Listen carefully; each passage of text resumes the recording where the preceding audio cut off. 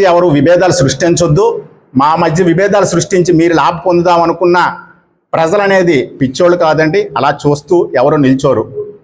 So ఈరోజు మీరు స్పెసిఫిక్గా ఎమ్మెల్యే గారి మీద అన్నారు. ఎమ్మెల్యే గారు ప్రజా సమస్యల పరిష్కార వేదికను చూడమన్నారే తప్పించేసి అతను స్పెషల్గా ఇంట్రెస్ట్ తీసుకొని అది ఖాళీ చేయమని కానీ ఎటువంటివి చెప్పలేదు. సాక్షి మీడియాలోన అది పేద ప్రజలు వాళ్ళ తాలూకా దీన్ని గ్రామస్తులు ఉండే తెలుగుదేశం నాయకులు ఊర్లు గ్రామ పెద్దలు కలిపి దాన్ని కబ్జా చేసేయాలని చూస్తున్నారా అని చెప్పి అసత్య వార్తలు ప్రచురించారు. దానికి సంబంధించిన డీటెయిల్స్ వాళ్ళకి ఏ ఒక ఆధారం లేదు. అదే ఇంటి మీద మొత్తం ముగ్గురు కూతుర్లు వాళ్ళ పిల్లలు కూడా కలిసి బ్రతుకుతున్నారు అని చెప్పారు. ఫస్ట్ వన్, ఆల్రెడీ వాళ్ళకి అలజంగిలో ఒక సైట్ అలాట్ చేయడం జరిగింది జగనన్న లేఅవుట్లో, ఇప్పుడు 2020లో. దానికి సంబంధించిన డీటెయిల్స్ సైట్ నెంబర్ 64 ఇదిగోండి, ఇది దానికి సంబంధించిన డీటెయిల్స్. ఇది సైట్ నెంబర్ 64 అండి. ఇది రాపాక దాలమ్మ పేరు మీద అలాట్ చేయడం జరిగింది. మరియు దానికి హౌస్ గ్రాంట్ కూడా శాంక్షన్ చేయడం జరిగింది అప్పట్లోనే.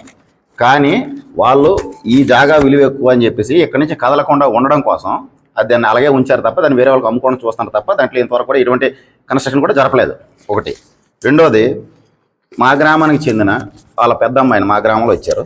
తనకు సంబంధించిన హౌస్ స్లాబ్ ఇల్లు ఉంది తనకి, ప్లస్ ల్యాండ్స్ కూడా ఉన్నాయి. తను కూడా పెద్ద అని చెప్పారు. రెండో అమ్మాయి గొల్లాది, బాడింగ్ మండలం గొల్లాదికి చెప్పిన రెండో అమ్మాయి. అమ్మాయి వాళ్ళకి ఆర్సీ స్లాబ్ ఇల్లు గొల్లాదిలో ఉంది, ప్లస్ ల్యాండ్స్ కూడా ఉన్నాయి. వాళ్ళు అక్కడే జీవిస్తున్నారు. వాళ్ళ హౌస్ హోల్డింగ్ మేము టోటల్గా కూడా అంతా అక్కడే ఉంది.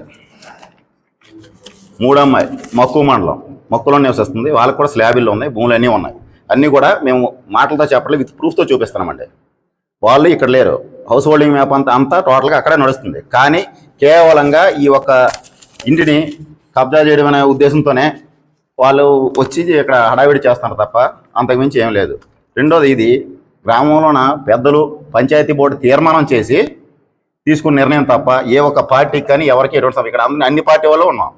తెలుగుదేశం వాళ్ళు ఉన్నాం, వైసీపీ వాళ్ళు ఉన్నాం. వైసీపీ వాళ్ళు కొంతమంది ఉన్నారే ముందుకండి, వైసీపీ వాళ్ళు కూడా ఉన్నారు, జనసేన, అన్ని పార్టీలు ఉన్నాయి తప్ప ఇక్కడ ఏ పార్టీకి ఎమ్మెల్యే గారికి అసలు ఈ విషయంలో సంబంధమే లేదు. మేము పెట్టింది మేము కంప్లైంట్ ఆల్రెడీ గ్రీవెన్స్లో పిటిషన్ 2 times ఇచ్చాం. ఇదిగోండి గ్రీవెన్స్ పిటిషన్ ఇచ్చిన, ఫస్ట్ టైం ఒకటి ఇచ్చాం, సెకండ్ టైం ఒకటి ఇచ్చాం, 2 times. అదేవిధంగా ఎమ్మెల్యే గారు మన మండల పరిషత్ బొబ్బుల్లోన మండల పరిషత్ ఆఫీసులోన గ్రీవెన్స్ జరిపినప్పుడు ఆయనకు కూడా ఒక వినతిపత్రం ఇవ్వడం జరిగింది ఈ విషయమై. అప్పుడు ఎమ్మెల్యే గారు నుంచి ఆఫీసులకు అప్ చెప్పారు, ఆయన ఇన్వాల్వ్ అవ్వలేదు.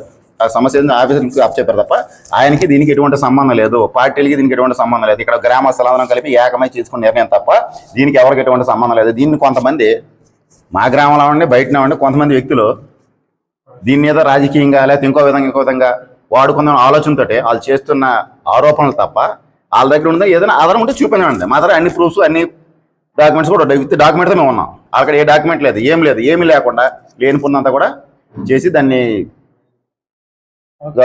మీడియాని గవర్నమెంట్ అందరూ కూడా బ్లేమ్ చేస్తున్నారు.